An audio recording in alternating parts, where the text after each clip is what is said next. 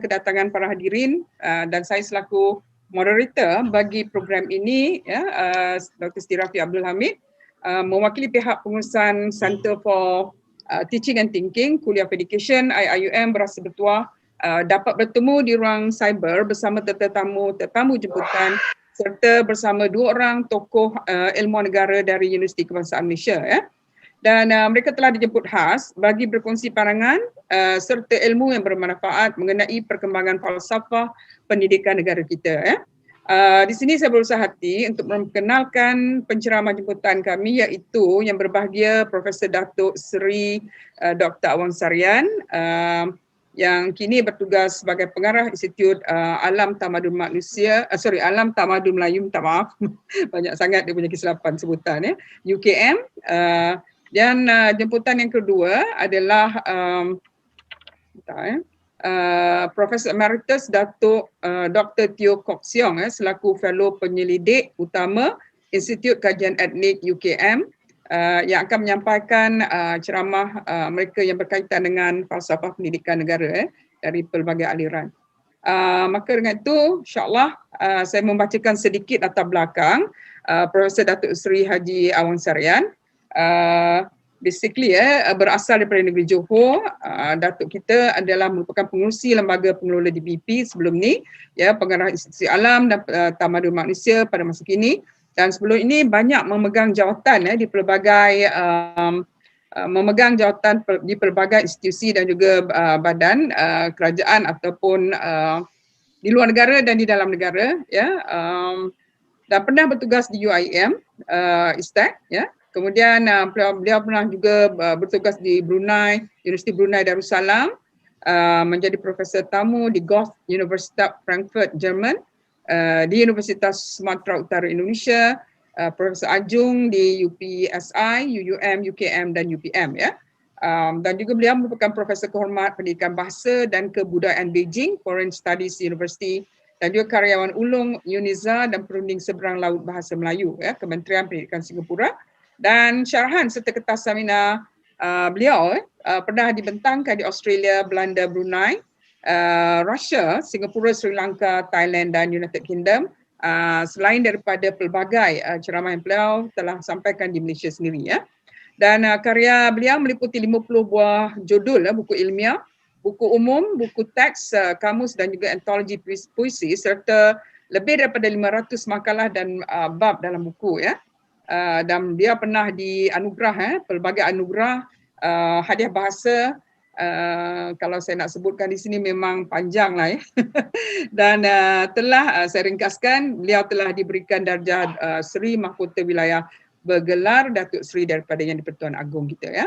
Maka dengan itu saya ingin mempersilakan yang berbahagia Datuk Seri Dr. Haji Awang Sarian bagi menyampaikan syarahan beliau bertajuk FPK Perkembangan Bahasa Melayu, lebih kurang dalam masa 30 minit, ya, Datuk. Silakan. Terima kasih. Assalamualaikum warahmatullahi wabarakatuh. Alhamdulillahirrahmanirrahim wa bihi nasta'in. Wal 'aqibatu lil muttaqin wa la 'udwana illa 'alal zalimin. Shalatu wassalamu ala asyrafil anbiya'il mursalin wa ala alihi washabbihi ajma'in.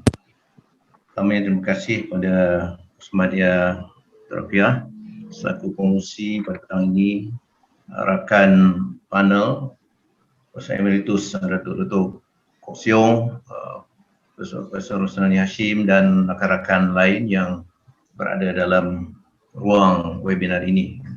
Sedikit saja catatan ini, sebenarnya sekarang ini saya masih lagi jadi pengurusi Lembaga Pengelola Dewan Pusaka serentak dengan jawatan hakiki itu sebagai pengarah Atma UKM lah. Jadi pengurusi lembaga pengelola itu bukan jawatan eksekutif, tapi sebagai jawatan kehormat, insyaAllah.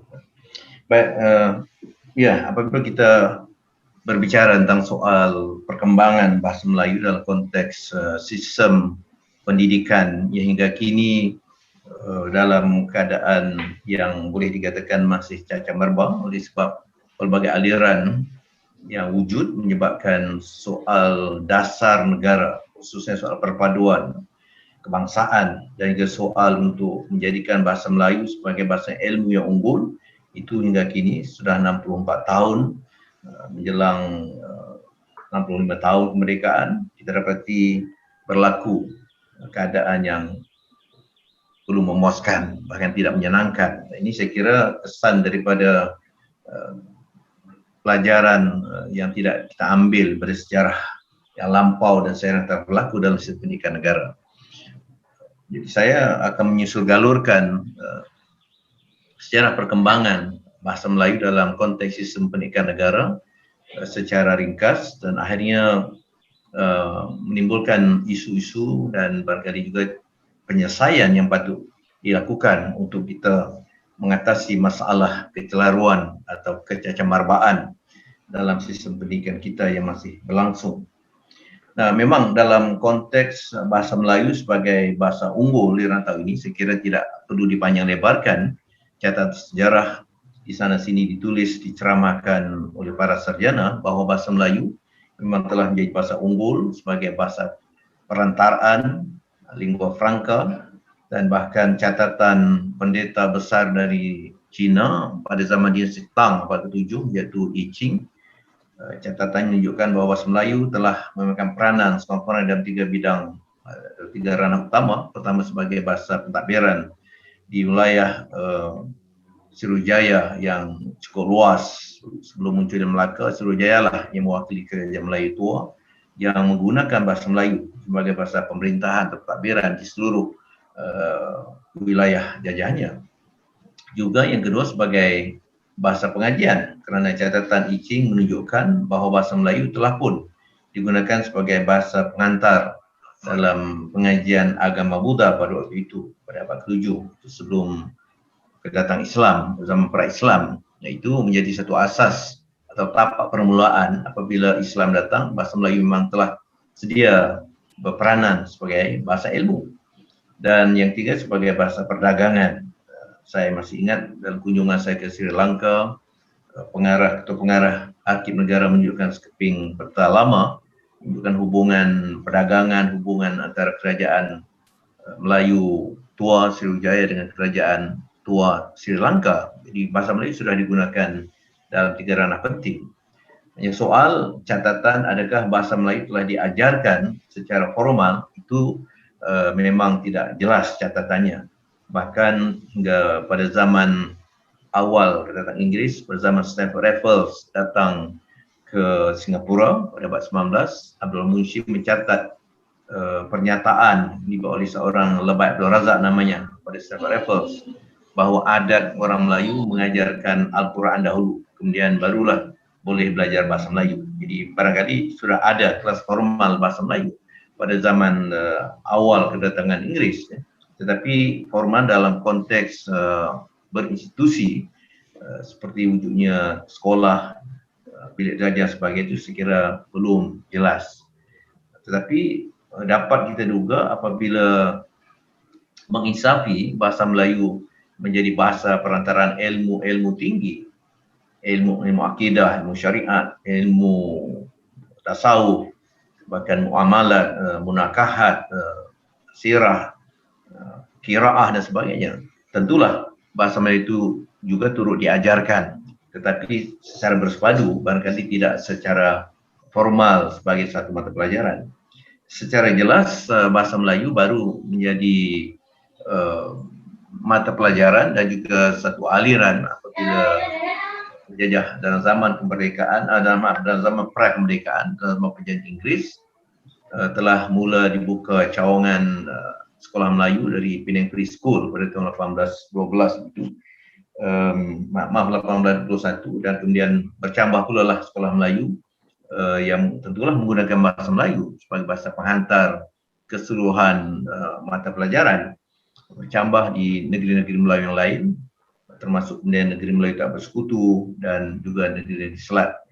Tapi rumusan yang hendak saya sebut secara umum bahawa bahasa Melayu ketika itu tidak mempunyai taraf yang tinggi kerana bahasa Melayu disejajarkan, disetarakan dengan sekolah vernakular yang lain, iaitu sekolah vernakular Cina dan sekolah vernakular Tamil.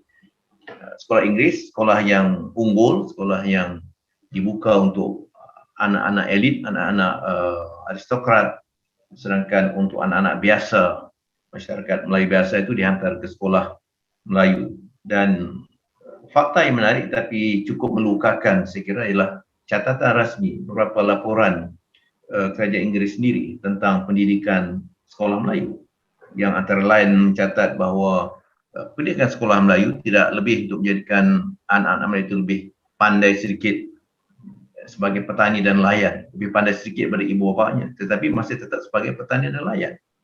Dalam satu rekod lain, iaitu Pejabat Pendidikan Negeri Sembilan sebagai contoh, mencatat pendidikan sekolah Melayu cukuplah sekadar menjadikan anak Melayu itu tahu membaca, menulis dan mengira agar tidak tertipu oleh peniaga-peniaga. Jadi tampak bagaimana perancangan Inggeris yang tentulah berdasarkan dasar pecah belah dan perintah di White and Rule Policy-nya itu sengaja memecah belahkan anak watan dan meremehkan serta merendahkan keupayaan anak watan dengan meletakkan pendidikan Melayu sebagai pendidikan sekadar untuk kehidupan yang asas. Maka itu dalam hal kurikulum pun kita menyaksikan diajarkan soal pertanian sedikit, soal pertukangan dan membaca, menulis yang asas, mengira yang asas. Tidak tampak penyerapan ilmu-ilmu yang lebih canggih. Kerana dalam satu laporan juga yang masih saya ingat, dicatat secara rasmi bahawa katanya sudah cukup baiklah kalau anak-anak Melayu yang lepas sekolah Melayu itu menjadi mandur, menjadi penyelia lombong, menjadi kerani, menjadi pion, dan satu lagi kita menjadi pemandu kereta lembu. Itu dicatat secara eksplisit, secara jelas, secara rasmi dalam laporan. Jadi jelas bagaimana bahasa Melayu itu demikian rendah martabatnya pada sisi penjajahan, kuasa penjajah, dan yang saya katakan menduka citakan kerana disetarakan dengan sekolah vernakular Cina dan Tamil. Sedangkan bahasa Melayu dan orang Melayu ialah anak watan, penduduk asal negara Malaysia yang sepatutnya diangkat bahasa dan pendidikannya di peringkat yang sewajarnya. Bagaimanapun dalam tempoh perjanjian itu kita melihat juga ada sedikit sinar seperti dengan tubuhan laporan Jawatankuasa Barnes, laporan Barnes yang memperlihatkan kekuatan dan kepentingan bahasa Melayu itu diangkat dari sisi pendidikan. Namun demikian, laporan Barnes tidak dapat diterima oleh sebab laporan Barnes menegaskan dua aliran pendidikan, aliran Inggeris, aliran Melayu. Hal itu ditentang tentunya oleh kelompok atau golongan masyarakat Cina dan India, dan akhirnya laporan itu tidak terlaksana.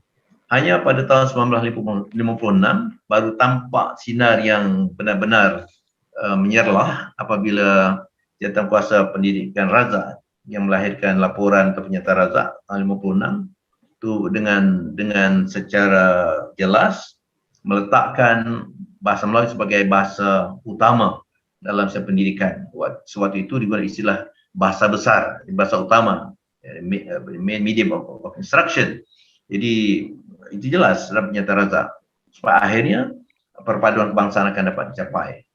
Dan kemudian pernyataan Rahman Talib sebagai hasil daripada semakan terhadap laporan Razak memperkuat beberapa usul, termasuklah soal peralihan penukaran sekolah Inggeris pada sekolah Melayu. Dan itulah, atau sekolah kebangsaan, dan itulah yang akhirnya menjelmakan satu sistem pendidikan kebangsaan secara berangsur-angsur. Sekolah aliran Inggeris bertukar menjadi aliran kebangsaan sekira pada tahun 1970-an di tangan Menteri Pendidikan waktu itu, iaitu almarhum Tun Pahat Tinggi Abdul Rahman Yaakob, pemimpin dari Sarawak. Dan itu jelas akhirnya telah membentuk satu sistem pendidikan yang mantap. Jelas ada satu sistem pendidikan kebangsaan yang berdasarkan bahasa Melayu sebagai bahasa kebangsaan. Di samping penyelarasan dalam 4 aspek utama dalam pernyataan Razak itu, iaitu penyeragaman kurikulum, penyeragaman latihan guru, penyeragaman buku teks, dan penyeragaman sistem peperiksaan ataupun penilaian. Itu ditegaskan dalam laporan Razak. Kerana sebelum itu dalam zaman penjajahan kita ketahui kurikulum yang berbeda, kurikulum yang dibawa diperkenalkan di sekolah vernakular Cina itu kurikulum yang berasaskan atau berkiblatkan tanah bahasa Cina. Sekolah Menengah Tamil memperkenalkan kurikulum yang disesuaikan daripada kurikulum yang dibawa dari benua kecil India sebagai contoh. Jadi ini semua perkara yang dilaporkan oleh Penyata Razak supaya semua itu diseragamkan demi perpaduan kebangsaan, termasuk bahasa kebangsaan. Namun saya kira satu kecacatan ialah bahawa Penyata Razak sendiri tidak menegaskan, atau Penyata Ramantali juga tidak menegaskan supaya aliran lain daripada kebangsaan, iaitu aliran Cina, sekolah rendah jenis kebangsaan Cina, sekolah rendah jenis kebangsaan Tamil itu tidak sama sekali dari awal lagi dicadangkan untuk ditutup atau ditukar pada sekolah kebangsaan. Itu saya kira akar masalahnya. Maka hingga kini kita masih berhadapan dengan masalah ada pelbagaian aliran pendidikan, SRJKC, SRJKT, ada sekolah menengah persediaan Cina yang kemudian berekoran pula dengan masalah lain, masalah tuntutan kekerapan UEC, sijil bersekutu dan sebagainya. Dan ini saya kira perkara yang mesti dipecahkan. Tapi sekurang-kurangnya pada zaman Tun Razak menjadi Menteri Pendidikan dan Perdana Menteri waktu itu, jelas misalnya buku teks tidak dibekalkan ke sekolah jenis kebangsaan, kerana sekolah jenis kebangsaan memang satu subsistem, jadi bukan satu sistem perdana dalam pendidikan kebangsaan. Ini antara hal yang mesti ditangani secara bijaksana supaya dalam keadaan menghadapi kemelut politik perpaduan dan kerapuhan hubungan kaum atau penduduk bilang kaum di Malaysia ini, bagaimanapun perlu dicarikan jalan penyelesaian agar sistem pendidikan yang berteraskan sekolah kebangsaan itu menjadi agenda utama. Kemudian seterusnya kita dapati dalam pada berlaku ketidakstabilan ataupun kurang stabilnya kerana wujudnya pelbagai sistem itu, tetapi sekurang-kurangnya sistem pendidikan kebangsaan telah melahirkan jumlah yang cukup besar. Seingat saya EPRD pada tahun 2000 lebih kurang melaporkan setidak-tidaknya telah dilahirkan 5.4 juta lepasan sekolah kebangsaan SPM, dan itulah bakat-bakat besar yang kemudian membangunkan negara dalam pelbagai bidang pendidikan, bidang kehakiman, pentadbiran, bidang pembangunan fizikal, prasarana dan sebagainya. Jadi tidak harus ditutup mata. Kita tidak harus menutup mata. Sesiapa pun tidak harus menutup mata akan kejayaan sistem pendidikan bangsa melahirkan bakat-bakat besar yang di peringkat pengajian tinggi. Ya, terserah, ada yang ke Eropah, ke UK, ada yang ke Rusia, ada yang ke Jepun, ke Korea, Jerman, masing-masing boleh menimba ilmu peringkat tinggi dalam bahasa lain di luar negara. Dan kita melihat juga bahawa dalam perancangan kerajaan sendiri, tahun demi tahun peralihan daripada sekolah jenis bahasa Inggeris kepada sekolah bangsa Melayu, sekolah menengah Inggeris kepada sekolah kebangsaan, sekolah kebangsaan itu berjalan dengan licin. Dan sasaran kemuncaknya, seingat saya pada tahun 1983 disasarkan bahawa bahasa Melayu hendaklah dijadikan bahasa pengantar ilmu tinggi di universiti tahun 1983. Itu ialah kemuncak pelaksanaan dasar bahasa kebangsaan dalam sistem pendidikan negara. Tetapi alhamdulillah, dengan perjuangan para cendekiawan Melayu, tokoh-tokoh pejuang kebangsaan, saya masih ingat antaranya yang menggagaskan rumah UKM, almarhum Profesor Emeritus Datuk Tan Sri Wahid, Profesor Emeritus Bakar Hamid, Profesor Emeritus Syed Hussein Ali, Profesor Emeritus Syamsul Bahrain, dan ada Profesor Ghazali, almarhum Profesor Datuk Al-Ghazali Abdul Rahman, dan ada seorang lagi. Dan ini kemudian menjadi suatu langkah yang menimbulkan desakan intelektual Melayu agar universiti kebangsaan ditubuhkan dengan segera. untuk mengangkat bahasa Melayu sebagai bahasa ilmu tinggi. Gagasan ini sebenarnya telah pun dikemukakan oleh Zakbar seawal 1917 dalam tulisannya di Akhbar, di Alam. Kemudian tokoh intelektual Melayu iaitu Kadir Adabi juga pada tahun 1923 mengemukakan gagasan yang sama.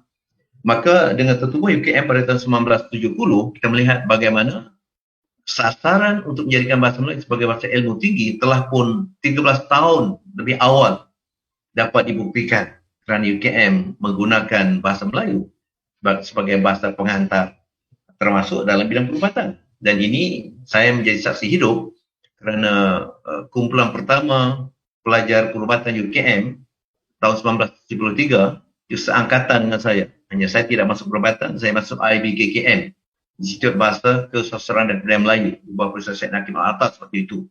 Tapi mereka itu seangkatan dengan saya.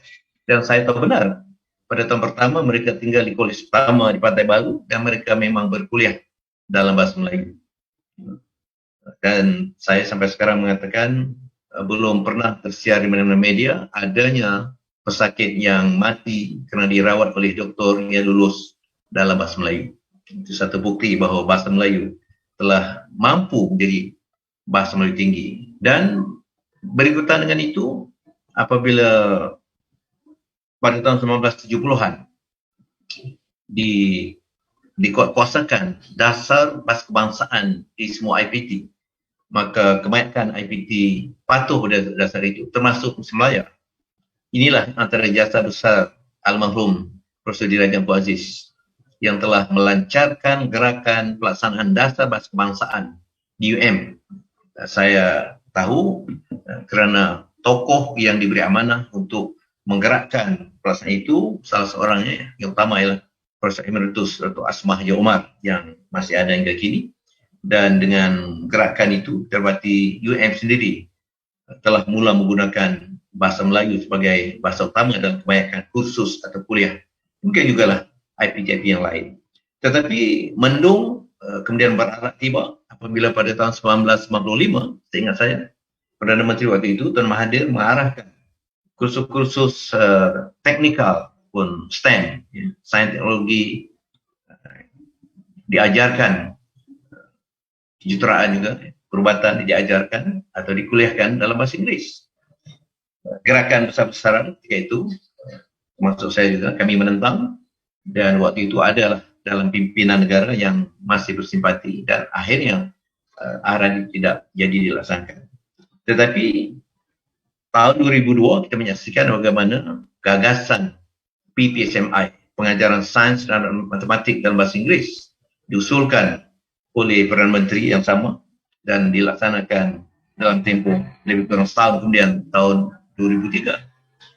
Jelas dalam daripada kajian-kajian yang telah dilakukan oleh Dewan Pustaka, UKM, Pembina dan pelbagai pihak lain, rumusan yang kemudian disebut oleh Perdana Menteri sekarang, waktu itu menjadi Timbalan Perdana Menteri, merangkap Menteri Pendidikan, iaitu hanya lebih kurang 3% keberhasilan, kejayaan PPSMI berbanding dengan 5.4 bilion wang negara yang digunakan. Bahkan menurut sumber dalam kementerian waktu itu, lebih daripada 5.4 bilion. Sampai ada yang menyebut 8 bilion, ada yang menyebut 11 bilion. Pokoknya 3% saja menurut rangkaan. Dan akhirnya Kementerian Pendidikan sendiri juga membuat kajian yang hasilnya menjelaskan kegagalan PPSMI kerana tidak tepat dalam konteks hendak meningkatkan penguasaan bahasa Inggeris, tapi melalui mata pelajaran sains dan matematik yang jumlahnya bukan 2. Dihitung kalau pada SPM ada fizik, ada kimia, ada biologi, kemudian mungkin ada lagi sains-sains yang lain, matematik tambahan dan sebagainya. 7-8 subjek kepada 10 subjek, artinya bahasa Melayu bukan lagi bahasa penghantar utama dalam sistem pendidikan seperti yang diasyaratkan dalam Penyata Razak tahun 1956. Itu saya kira zaman gerhana yang kemudian menyebabkan bahasa Melayu mula terumbang ambing dalam konteks menjadi bahasa ilmu. Alhamdulillah, kemudian dengan kesedaran pimpinan waktu itu, khususnya Tan Sri Muhyiddin Yassin sebagai TPM dan Menteri Pendidikan dengan keberanian yang agak luar biasa memasukkan PPSMI walaupun secara yang dikatakan pendaratan lunak ataupun soft landing yang juga tidak disenangi oleh kebanyakan pejuang bahasa dan pendidikan kebangsaan. Tapi bagaimanapun alhamdulillah pemasukan PPSMI dan penggantiannya dengan program MBI ya, iaitu memartabatkan bahasa Melayu dan memperkasakan bahasa Inggris sudah pun mulai berjalan. Tetapi sekali lagi malam apabila Dual Language Program atau DLP, program dua bahasa digerakkan dengan sasaran katanya secara pilihan, tetapi pada realitinya ada ungkapan saya rela dalam paksa. Saya salah seorang yang bergerak di tengah-tengah masyarakat di angkat umbi, sering berceramah. Guru-guru besar, pengetua mengatakan sebenarnya bukan secara rela, bukan secara pilihan, tapi rela dalam paksa. Jadi pengetua dan guru besar yang dianggap engkar untuk tidak melaksanakan dual language program menghadapi kesulitan membuat laporan berkajang dan ada sekatan-sekatan bantuan sekolah dan sebagainya itu yang dilambat-lambatkan.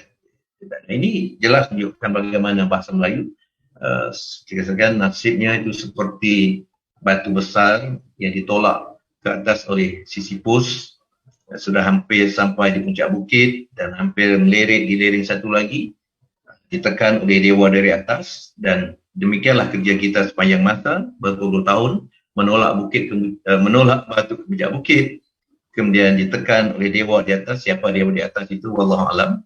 Kemudian kita tolak lagi bukit ke atas. Begitulah nasib pasang surut bahasa Melayu dalam pendidikan. Kemudian barangkali yang akhir, saya tidak pasti berapa lama saya bicara.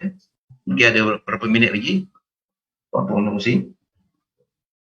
Prof, boleh teruskan sehingga 3.40.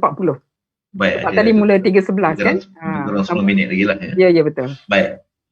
Jadi sekarang isu yang timbul, seperti saya katakan, rentetan daripada keputusan awal dan juga pelaksanaan yang segala-galanya di Malaysia ini berlaku dalam keadaan yang dikatakan lunak. Jadi ada soft landing, pendataan lunak, jadi pelaksanaan juga secara lunak.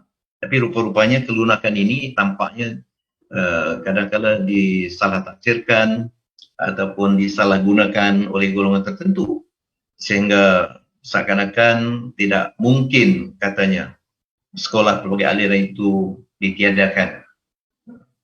Dan kita bersatu di bawah satu bumbung sekolah kebangsaan. Pelbagai cara dan kaedah telah pun dicuba oleh kerajaan, tetapi tampaknya golongan chauvinistik masih terus berjuang dengan tidak pernah leka dan tidak pernah henti-henti, bukan saja mempertahankan, bahkan memperkatakan, meningkatkan martabat dan jumlah sekolah jenis kebangsaan. Seingat saya dalam Akta Pendidikan 1961 dahulu ada ketetapan bahawa sekolah rendah jenis kebangsaan, artinya bukan aliran kebangsaan, hanya boleh berkembang dalam konteks compound, dalam konteks kawasan sekolah yang sedia ada. Tidak dibolehkan untuk pembinaan sekolah baru atau tapak baru. Tetapi inilah isu yang sekarang timbul, bahkan di kawasan Puchong, itu Kerara, yang asalnya tapak itu dihaskan untuk sekolah kebangsaan, kini diperjuangkan dan telah pun dibayangkan akan dibina sekolah jenis kebangsaan. Di situ sekolah jenis kebangsaan di tengah-tengah komuniti, penduduk komuniti Melayu majoritinya. Hal-hal seperti ini tidak sepatutnya berbangkit kalau kita menginsafi dan menyadari bahawa pendidikan ialah unsur perpaduan penyatuan. Kita tidak patut merubah lanskap sistem pendidikan, politik, sosio budaya negara kita untuk kepentingan yang sempit sehingga menafikan keperluan kita bersatu padu. Demikianlah kita dapati suara-suara di sana sini yang juga dibuktikan dalam media bagaimana bantuan demi bantuan yang bukan kecil jumlahnya pada SRJK juga menimbulkan rasa getir dan rasa pedih dalam kalangan guru-guru, ibu bapa dan pelajar murid sekolah kebangsaan yang dalam soal bantuan ternyata masih menghadapi masalah prasarana. Telah sekian lama dikemukakan, dilaporkan masalah prasarana di kawasan pedalaman. Maka itu pada zaman PPSM dilaksanakan, dibekalkan peralatan-peralatan, ya, segala komputernya, segala LCD, segala, ya. Tetapi bekal elektrik tidak ada sebagai contoh. Inilah saya kira perkara yang harus diperhatikan dengan berat oleh kerajaan, khususnya Kementerian Pendidikan Malaysia, agar sekolah kebangsaan benar-benar diperkasakan, bukan saja aspek kandungan, latihan gurunya, tapi juga aspek prasarananya. Berbanding dengan bantuan yang saya kira cukup lumayan kepada sekolah jenis kebangsaan. Dan juga tadi saya menyebut ekoran daripada demikian perkasanya sekolah jenis kebangsaan, maka akhirnya lembaga pengelola sekolah menengah perseorangan Cina mewujudkan satu sistem peperiksaan sendiri, UEC, sistem pendidikan bersekutu, dan kajian-kajian itu menunjukkan asalnya kurikulumnya berkiblatkan Taiwan, bukan berkiblatkan, bukan berorientasikan latar negara. Waima telah barangkali diubah sekalipun perspektif itu, tetapi rasionalnya sijil persendirian yang ditubuhkan atau digerakkan, dikendalikan oleh badan persendirian, bagaimana mungkin diangkat dan ditirak sebagai sijil kebangsaan? Untuk sijil kebangsaan, kita ada badan penaraf kita, badan penggobal, instrumen, lembaga pemeriksaan kita. Untuk peringkat yang dulu PSR, PMR, PT3 dan SPM. Peringkat SPM ada macam pemeriksaan. Itu badan-badan yang diakui, diiktiraf oleh kerajaan, bahkan oleh mana-mana universiti termasuk luar negara. Dan bahkan dulu pun lembaga pemeriksaan Malaysia itu dulu pernah di bawah Cambridge, kan? Lembaga pemeriksaan Cambridge.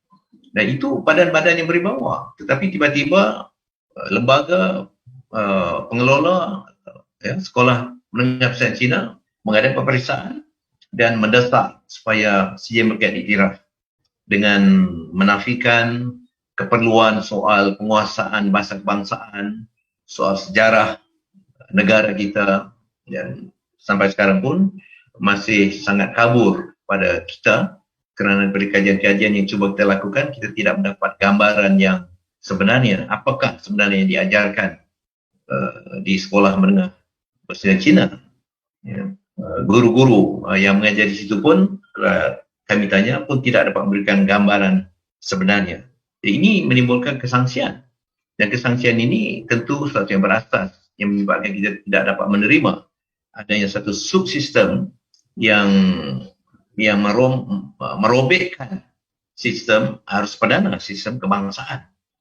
Maka dalam konteks inilah kita harus mula saya berfikir mengambil langkah-langkah yang konkret untuk pertama dalam konteks menjulang bahasa Melayu sebagai bahasa negara yang dinobatkan perlembagaan dalam Akta Pendidikan dan sebagai bahasa rasmi negara, bahasa perpaduan, bahasa dalam pelbagai ranah kehidupan, termasuk dalam penggunaan di tempat awam, bahasa yang digunakan juga dalam konteks komunikasi sehari-hari. Jadi andai kata bahasa Melayu tidak menjadi bahasa pengantar utama, kerana di SRJKC jelaslah bukan bahasa Melayu menjadi bahasa pengantar, kerana bahasa Melayu hanya menjadi salah satu mata pelajaran. Itu pada masalah dulu. Guru bahasa Melayu yang tidak fasih berbahasa Mandarin tidak boleh diterima di sekolah jenis kebangsaan Cina pada satu waktu dahulu. Sekarang saya tidak tahu. Maka usaha memperkasakan sekolah kebangsaan seiring dengan itu perlu dilakukan secara raksasa, secara bersungguh-sungguh. Satu daripada yang pernah diusahakan oleh Yang Berhormat Perdana Menteri sekarang, iaitu TPM dan Menteri Pendidikan, ialah menghantar sejumlah yang agak besar lepasan SPM sekolah di negara kita ke Beijing Foreign Studies University, kemudian ke sebuah lagi University Language and Culture University di Beijing untuk dilatih dalam program 5 tahun, program Mandarin Studies, pengajian Mandarin, dan balik menjadi guru di sekolah kebangsaan, termasuk sekolah menengah. Ini satu cara memperkasakan sekolah kebangsaan, iaitu dengan menawarkan kursus bahasa Mandarin, bahasa Tamil, selain bahasa Inggeris sebagai kursus wajib untuk menarik perhatian agar ibu bapa menghantar anak sekolah kebangsaan. Dan pada itu tentulah soal berkaitan dengan mutu pengajaran dan hal-hal lain sekolah kebangsaan perlu diberi perhatian, dibuat kajian dan diatasi masalah pengajaran dan pembelajaran yang mungkin menyebabkan timbul rasa kurang minat untuk ibu bapa tidak mengantar anak sekolah kebangsaan. Jadi saya kira pada kita bercakap tentang soal mengurangkan dan bahkan bersangsa-unsur meniadakan sekolah pelbagai aliran, kerja besar kita, agenda besar kita ialah memperkasakan sekolah kebangsaan, kualiti pengajaran, kualiti bahan-bahan pelajaran, sumber pengajaran pembelajaran, keseimbangan antara kurikulum dengan co-kurikulum, dan iklim atau ekosistem yang dapat membuka ruang yang membina suatu keadaan yang inklusif bagi semua rakyat negara kita. Jadi saya kira dengan catatan ringkas itu, mungkin saya berhenti setakat ini dahulu. Mungkin dalam sesi soal jawab, mudah-mudahan dapat kita kupas dan isu-isu secara spesifik, secara khusus yang mungkin ditimbulkan. Terima kasih banyak. Assalamualaikum warahmatullahi wabarakatuh. Terima kasih banyak Datuk Seri. Di sini saya ingin menyebutkanlah bahawa Datuk Seri kita ni pernah dulu menjadi bersama kami sewaktu berada di Batu 12 Gombak, ya, satu masa dahululah. 9 tahun. Ya, saya betul. 9 tahun bersama dengan Pusat Pendidikan, bermula dari PJ, kampus PJ, kemudian Pantai Baru, Batu 12 Gombak, Perampiran Nur Asli, betul. Kemudian berpindah ke Batu 9 ke kampus. Ya. So memanglah satu memori yang sangat menarik, ya, mempunyai seorang ilmuwan yang begitu menyumbang kepada negara, insya-Allah. So akan dia teruskanlah juga insya-Allah selepas ini, ya. Okey, terima kasih Datuk Seri. So jika saya ingin mengingatkan bahawa ceramah FPK sebelum ni, yang ceramah pertama berfokus kepada keperluan penafsiran semula FPK dari sudut globalisasi dan juga komersialisasi, ya.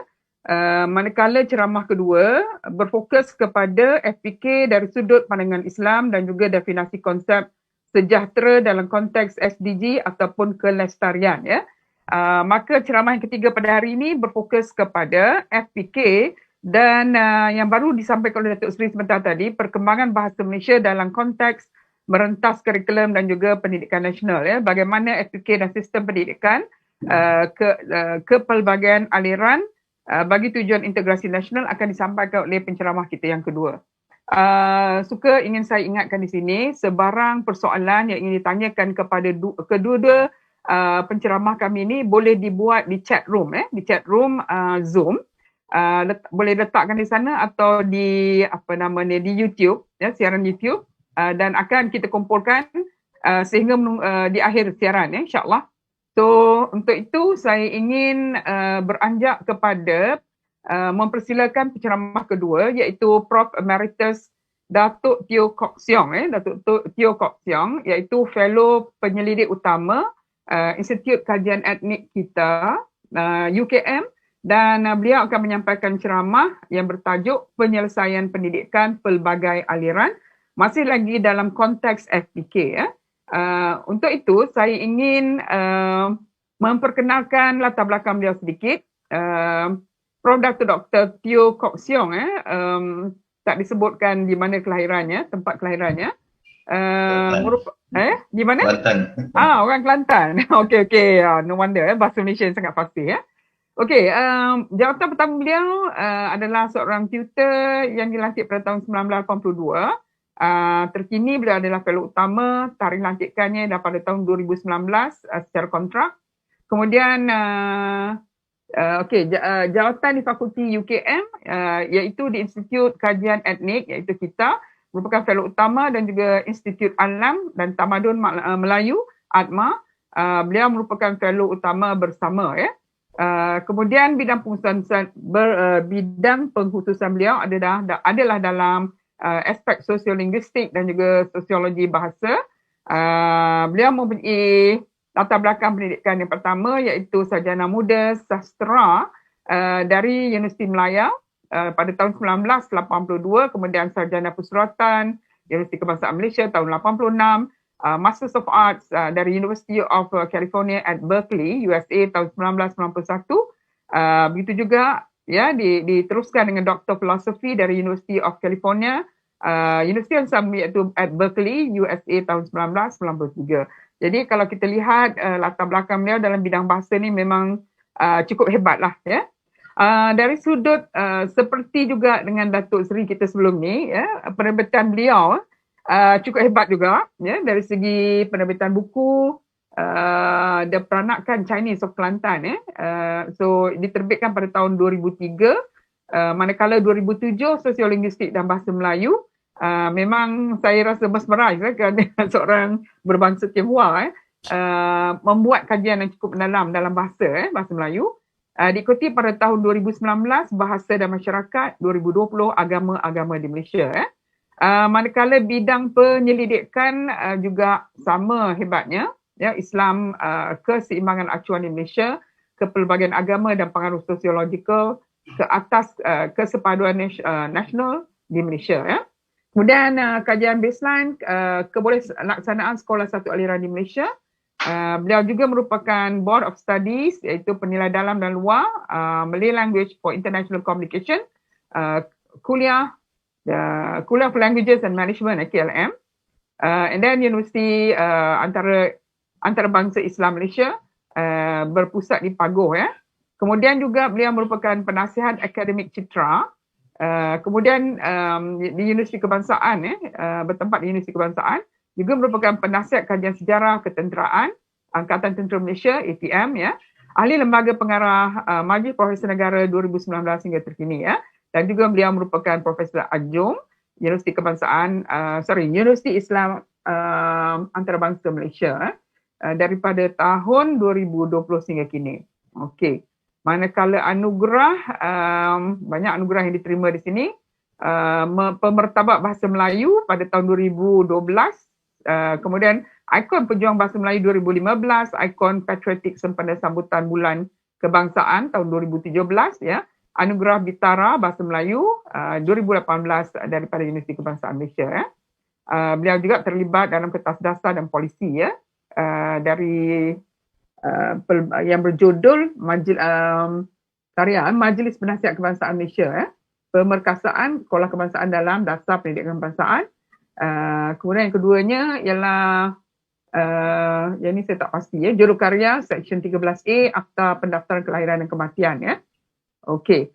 Maka untuk itu dipersilakan yang berbahagia Profesor Datuk Dr. Teo Kok Siong bagi menyampaikan syarahan beliau bertajuk Penyelesaian Pendidikan Pelbagai Aliran selama 30 minit juga, mulai daripada 3.45 ya, 3.45 dan 30 minit seterusnya, insyaAllah.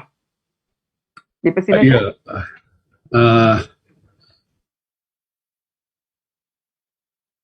Terima kasih ya diucapkan kepada yang berbahagia Profesor Madya Dr. Siti Rafiah yang bertindak selaku pemudah acara pada petang ini. Selamat petang tuan-tuan dan puan-puan yang saya hormati, yang berbahagia Prof. Datuk Seri Dr. Awang Sarian, pengarah ATMA UKM, dan juga pengurusi Lembaga Pengelola Dewan Bahasa dan Pustaka, warga UIAM khususnya di kuliah pendidikan dan juga kuliah-kuliah lain, dan tidak lupa saudara-saudari sekalian yang mengikuti siaran ini. Saya kira belum terlambat untuk saya mengucapkan selamat menyambut Aidilfitri. Sebelum saya mula berbicara tentang tajuk kita pada petang ini, saya ingin mengambil sedikit waktu untuk mengucapkan berbanyak-banyak terima kasih kepada pihak penganjur, iaitu CTT dan KOED yang sudi menjemput saya pada petang ini untuk berkongsi maklumat dan juga kepandangan tentang tajuk kita, iaitu falsafah pendidikan kebangsaan dalam konteks penyelesaian pendidikan pelbagai aliran.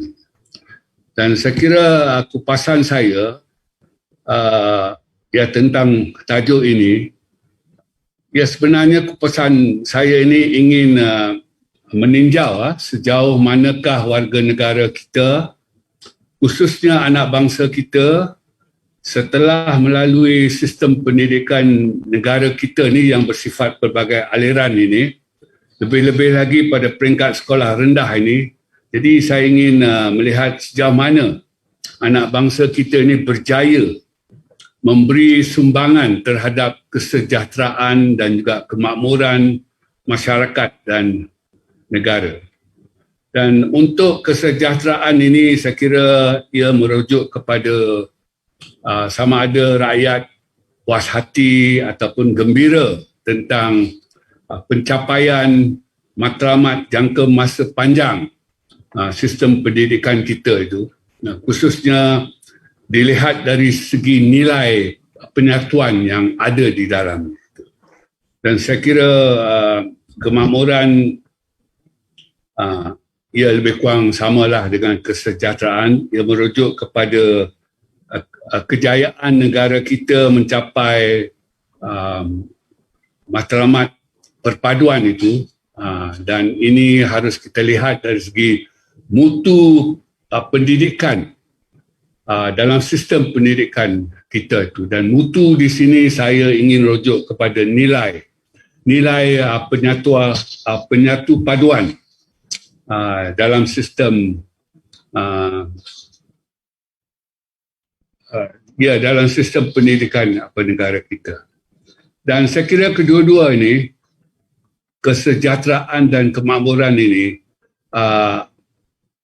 harus kita teliti dan juga perhati tentang kehidupan nasional pada kita semualah sebagai rakyat,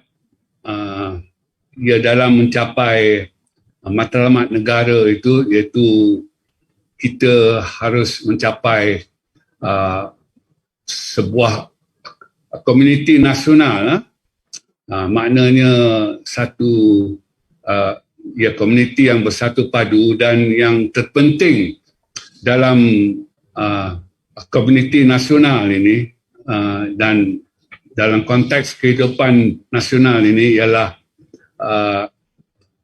rakyat semua mendukung identiti nasional yang serupa.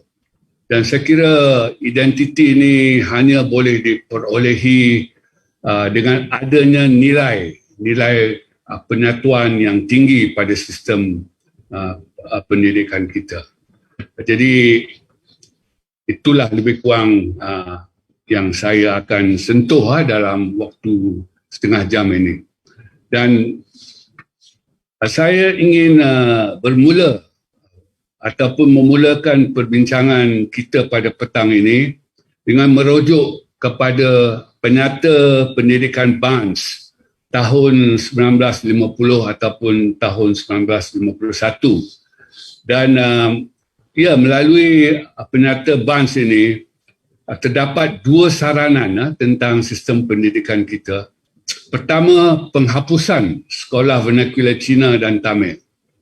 Dan yang kedua, kedua-dua sekolah vernacular itu hendaklah digantikan dengan sekolah satu aliran. Dan satu aliran di situ adalah aliran yang sama ada menggunakan bahasa Inggeris ataupun yang menggunakan bahasa Melayu. Dan pada waktu yang sama, wujud juga satu penata pendidikan yang lain, iaitu penata Fan Wu. Dan penata Fan Wu ini ditubuhkan untuk meneliti pendidikan vernacular Cina, dan ia ditubuhkan sebagai reaksi kepada saranan penata Barnes yang ingin menghapuskan sekolah vernacular Cina dan Tamil dan digantikan dengan sekolah satu aliran saja. Jadi penata Fan Wu ini menegaskan bahawa wujudnya sekolah Cina itu adalah konsisten sepenuhnya dengan kesedaran nasional untuk mewujudkan perpaduan negara. Dan seterusnya, saya ingin bercakap tentang Ordinans Pendidikan tahun 1952. Dan untuk makluman tuan-tuan dan puan-puan, Ordinans adalah perintah yang dikeluarkan oleh sebuah badan yang berkuasa. Dan pada Ordinans Pendidikan tahun 52 itu yang diadakan oleh British, ia sebenarnya banyak mengangkat penata Barnes, malah ia mengangkat penata Barnes sepenuhnya. Dan yang penting pada Ordinans Pendidikan tahun 1952 itu ialah dibuatnya ketetapan bahawa sekolah kebangsaan, sama ada yang menggunakan bahasa Inggeris ataupun yang menggunakan bahasa Melayu sebagai bahasa pengantar, sekolah kebangsaan ini adalah tempat belajar yang sebenar-benarnya. Jadi dengan ketetapan ini, ia bererti sekolah kebangsaan ialah ataupun merupakan sistem pendidikan negara. Dan dengan adanya Ordinans Pendidikan tahun 52 itu, sekolah Cina dan sekolah Tamil tidak dianggap sebagai sebahagian daripada sistem pendidikan negara. Dan ia berbalik kepada Ordinans Pendidikan tahun 1952 itu. Yang penting di sini ialah British menganggap sekolah satu aliran baik untuk perpaduan negara. Dan sebenarnya penata pendidikan Barnes ini yang menolak sekolah vernacular ini menyebabkan tertumbuhnya beberapa pertubuhan Cina yang ditubuhkan semata-mata untuk menentang penghapusan sekolah Cina yang disyorkan oleh Barnes ataupun penata Barnes itu. Dan antara pertubuhan Cina yang ditubuhkan sebagai reaksi kepada penata Barnes ini, pertamanya ialah Xiao Zhong dan keduanya Dong Zong. Dan kedua-dua pertubuhan Cina ini, Xiao Zong dan Dong Zong ini, ia bermula daripada penubuhan kedua-duanya pada tahun 50 sampailah ke hari ini mendendangkan lagu yang sama, iaitu sekolah Cina bukan penghalang perpaduan. Jadi tuan-tuan dan puan-puan, saya ingin sentuh sedikit tentang politik ini. Jadi politik ini, khususnya politik yang dilihat dari segi dimensi kuasa ini, sama ada hasrat untuk berkuasa ataupun tindakan semasa untuk terus berkuasa, Jadi politik ini adalah faktor yang didapati boleh merosakkan segala-gala yang murni dalam bidang pendidikan. Dan ia telah berlaku di negara kita pada masa dahulu, sedang berlaku kini, dan saya kira pasti akan terus berlaku sepanjang masa. Jadi kita harus lihatlah bidang politik ini yang sebenarnya adalah faktor yang boleh merosakkan segala-gala yang murni di dalam bidang pendidikan ini. Dan dalam hal ini, pada pilihan raya umum tahun 1955, desakan daripada pertubuhan China seperti Jiao Zong dan juga Dong Zong, dan kedua-dua ini bergabung menjadi Jiao Dong Zong. Jadi menjelang pilihan raya umum tahun 1955, Jiao Dong Zong ini membuat desakan, dua desakan. Pertama, pendidikan Cina diberi status yang sama dengan yang lain-lain. Maknanya pendidikan Cina ini diberi status yang sama dengan pendidikan Inggeris dan juga pendidikan Melayu dalam sistem pendidikan negara kita. Dan desakan kedua ialah bahawa bahasa Cina diterima sebagai salah satu bahasa rasmi negara kita. Jadi dua desakan ini dipersetujui oleh UMNO. Dan UMNO berjanji untuk melindungi bahasa dan budaya Cina apabila merdeka nanti daripada British. Jadi janji UMNO ini dapat kita lihat pada manifesto Parti Perikatan untuk pilihan raya umum tahun 1955. Dan dalam manifesto itu Parti Perikatan berjanji untuk membenarkan sekolah vernacular berkembang secara normal. Jadi sebenarnya janji dalam manifesto ini boleh dilihat sebagai satu tindakan yang menempelak dasar British yang anti sekolah vernacular.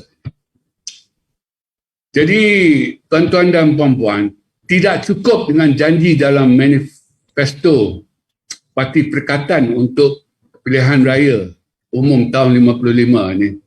Laporan Razak pada tahun 56 ikut mengiyakan penerusan sekolah vernacular pada peringkat sekolah rendah dalam sistem pendidikan negara. Maknanya dengan adanya laporan Razak pada tahun 56, untung nasib sekolah Cina pada peringkat sekolah rendah untuk terus wujud adalah terjamin. Dan untuk sekolah menengah Cina ini, ianya tidak disentuh dalam laporan Razak. Dan tentang hal sekolah menengah Cina ini, pada akhir tahun 56, pilihan diberikan kepada sekolah-sekolah menengah Cina ini untuk bertukar kepada ataupun untuk bertukar menjadi sekolah menengah jenis kebangsaan. Sama ada yang menggunakan bahasa Inggeris ataupun yang menggunakan bahasa Melayu. Dan sebagai sekolah jenis kebangsaan, sekolah-sekolah ini adalah institusi pendidikan kerajaan dalam sistem pendidikan negara kita. Dan tuan-tuan dan puan-puan, sehubungan pertukaran dan pilihan ini, laporan Razak yang diangkat menjadi ordinance pendidikan tahun 57 itu dipohon diteliti semula. Maknanya selepas kita ada ordinance pendidikan tahun 52 yang diangkat oleh British waktu itu sebelum kita merdeka. Jadi sekarang kita ada ordinance pendidikan tahun 57 setelah kita merdeka, dan Ordinance Pendidikan tahun 57 itu sebenarnya banyak mengangkat saranan yang ada pada laporan pendidikan Razak itu, tetapi ia diminta diteliti semula. Dan untuk tujuan ini, satu jawatan kuasa ditubuhkan, maka wujudlah laporan Rahman Talib pada tahun 60. Jadi, ya, setelah jawatan kuasa yang diketuai oleh Rahman Talib itu meneliti ordinans pendidikan tahun 57 itu, jawatan kuasa ini telah membuat beberapa saranan tentang sekolah menengah Cina, dan sudah tentu saranan-saranan ini tidak disenangi dan dibantah habis-habisan oleh akademik Cina. Dan antara saranan ini ialah mulai tahun 1962 hanya sekolah menengah Cina yang bertukar kepada ataupun yang menjadi sekolah menengah jenis kebangsaan, sama ada menggunakan bahasa Inggeris sebagai bahasa pengantar ataupun menggunakan bahasa Melayu sebagai bahasa pengantar. Hanya sekolah jenis kebangsaan ini sahaja dianggap sebagai sebahagian daripada sistem pendidikan negara. Dan melalui saranan ini 72 daripada 86 buah sekolah menengah Cina memilih untuk bertukar. 14 tidak mahu. Dan 14 ini wujud sebagai sekolah menengah Persediaan Cina yang kini berjumlah 60. Jadi tuan-tuan dan puan-puan, pada tahun 62 kita hanya ada 14 buah sekolah menengah Persediaan Cina. Dan ia bertambah menjadi 60. Malah 61 sebab yang terakhir itu dianggap sebagai cawangan kepada yang sedia ada. Maknanya nak jaga juga angka 60 itu, maka apabila dibina yang baru itu dianggap sebagai cawangan kepada yang sedia ada. Dan seterusnya saya ingin berbicara tentang Akta Pendidikan tahun 61. Jadi itulah Akta Pendidikan pertama di negara kita, diperkenalkan pada tahun 1961, dan Akta itu diguna pakai untuk mengawal selia bidang pendidikan di negara kita. Dan sebenarnya Akta Pendidikan tahun 1961 itu banyak sekali menyerapkan saranan laporan Rahman Talib. Dan untuk pengetahuan ataupun makluman tuan-tuan dan puan-puan, Akta ialah perundangan yang diluluskan oleh Parlimen. Dan antara saranan yang ada pada laporan Rahman Talib tahun 60 itu yang diangkat ataupun dimasukkan dalam Akta Pendidikan tahun 61 ialah satu peruntukan yang amat tidak disenangi oleh etnik Cina lah terutamanya, iaitu Seksyen 21 kurungan 2 ataupun Seksyen 21 kurungan B. Seksyen ini membenarkan Menteri Pendidikan menukar sekolah vernacular kepada sekolah kebangsaan. Dengan kata lain, Seksyen 21 kurungan 2 ataupun 21 kurungan B ini boleh digunakan untuk menutup sekolah vernacular. Bagaimanapun tuan-tuan dan puan-puan, seksyen ini dimansuhkan dalam Akta Pendidikan tahun 1996 yang menggantikan Akta Pendidikan tahun 1961. Jadi dalam Akta Pendidikan tahun 1996, Seksyen 21 masih ada. Tetapi dah tak ada tarikh lah. Seksyen ini adalah berkenaan dengan kuasa menteri untuk menubuhkan tadika. Jadi pada Akta Pendidikan tahun 61, Seksyen 21 ini memang digerungi lah. Tetapi Seksyen 21 pada Akta Pendidikan tahun 1996 ini, ya, saya kira bacol lah. Iaitu kuasa menteri untuk menubuhkan tadika saja.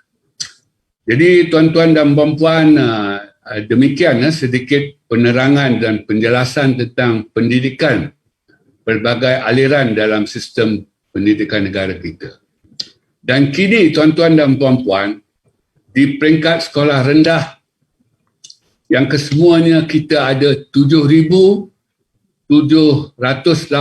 buah sekolah rendah kerajaan ini, 75% adalah sekolah kebangsaan. 24% adalah sekolah jenis kebangsaan dan 1% tak sampai pun 1% sekolah agama. Jadi inilah keadaan di peringkat sekolah rendah kita, yang sekali lagi sekolah kebangsaan 75%, sekolah jenis kebangsaan 24%, sekolah agama 0.5%, tapi dikira 1% lah. Manakala pada peringkat sekolah menengah yang kesemuanya pada waktu sekarang kita ada 2,440 buah ini, 78 daripada 2,440 ini ialah sekolah menengah jenis kebangsaan Cina. Jadi sekolah menengah jenis kebangsaan Cina ini, pengetuanya adalah dari etnik Cina, majoriti guru, majoriti pelajar adalah daripada etnik Cina. Dan sekolah menengah jenis kebangsaan Cina menerima pelajar-pelajarnya daripada sekolah jenis kebangsaan Cina. Dan sekolah menengah jenis kebangsaan Cina ini mempunyai kelas dari tingkatan peralihan hinggalah ke tingkatan 6. Dan di sekolah menengah jenis kebangsaan Cina, bahasa Cina adalah mata pelajaran wajib diambil oleh setiap pelajar, dan pengumuman yang dibuat di sekolah menengah jenis Cina kebangsaan ialah dalam 2 bahasa, iaitu bahasa Cina dan bahasa Melayu. Jadi tuan-tuan dan puan-puan, apabila kita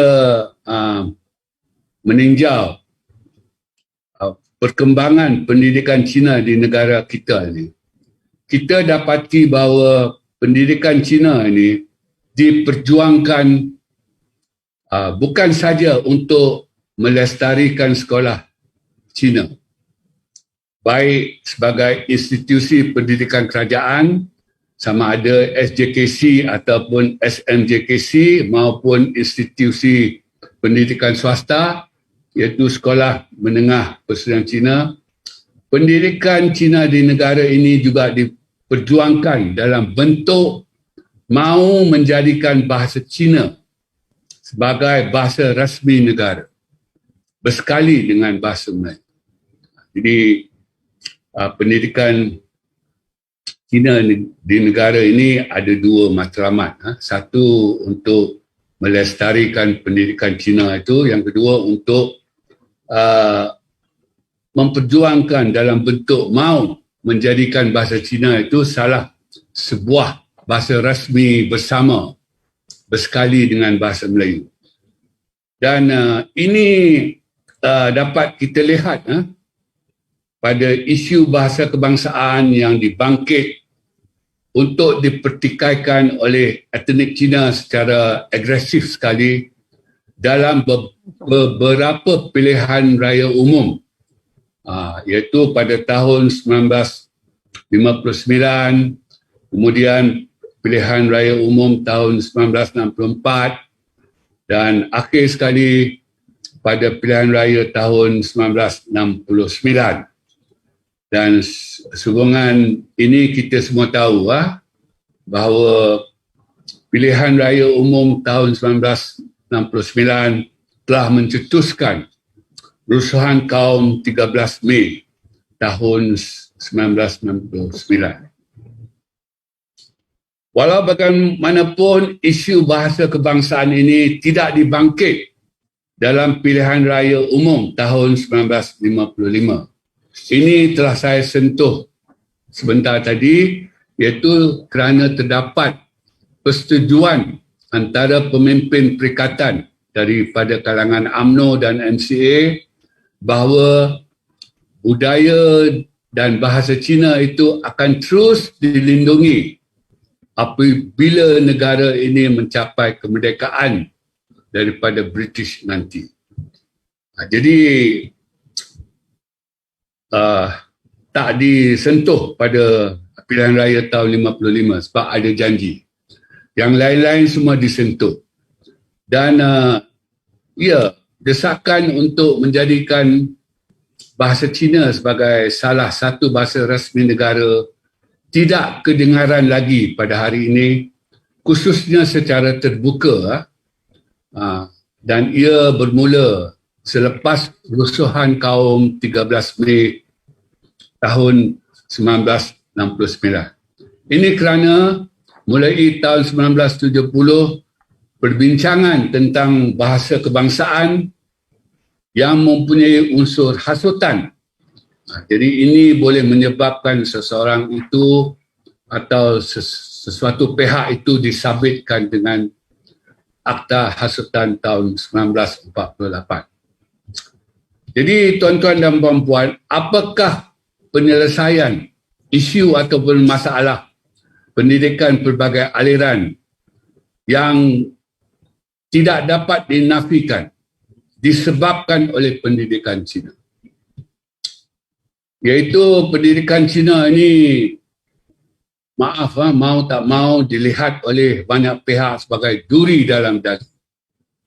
Iaitu sesuatu yang tidak menyenangkan hati. Dan juga pendidikan Cina ini dengan izin dalam bahasa Inggeris dilihat sebagai pain in the neck, yang merujuk kepada sesuatu yang menyusahkan sehingga menimbulkan rasa tidak senang hati dan kemarahan dalam kalangan berbagai pihak. Dan hal ini dapat kita lihat tuan-tuan dan puan-puan pada sepanjang wujudnya pendidikan Cina di negara ini, yang didapati selalu menimbulkan masalah kepada pelbagai pihak. Ia bermula pada zaman penjajahan dihadapi oleh British sehinggalah ke hari ini.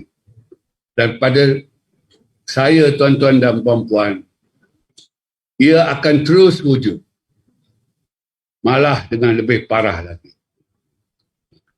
Setahu saya, sedikit pengakuan di sini tuan-tuan dan puan-puan.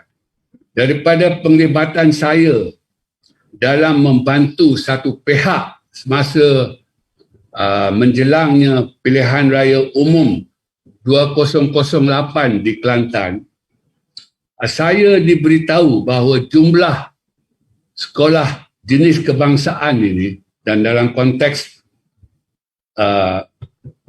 perbincangan saya ini, iaitu jumlah jenis sekolah jenis kebangsaan Cina di negara ini ada hadnya dan tidak boleh ditambah, tak boleh ditambah lagi. Jadi sehubungan ini, sekolah Cina baharu boleh dipohon sebagai cawangan sahaja kepada ataupun daripada sekolah Cina yang sedia ada.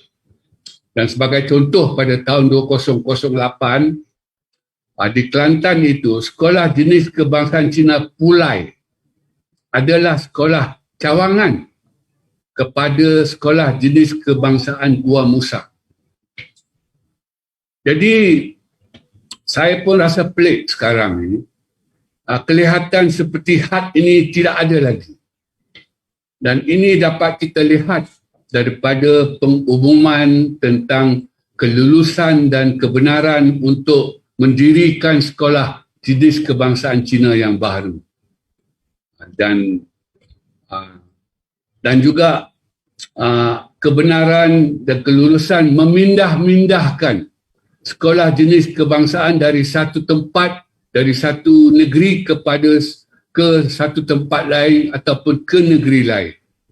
Dan ini diumumkan baru-baru ini sahaja oleh Timbalan Menteri Pendidikan 2 dan ia boleh didapati di akhbar China Oriental Daily pada 26 Mac 2021.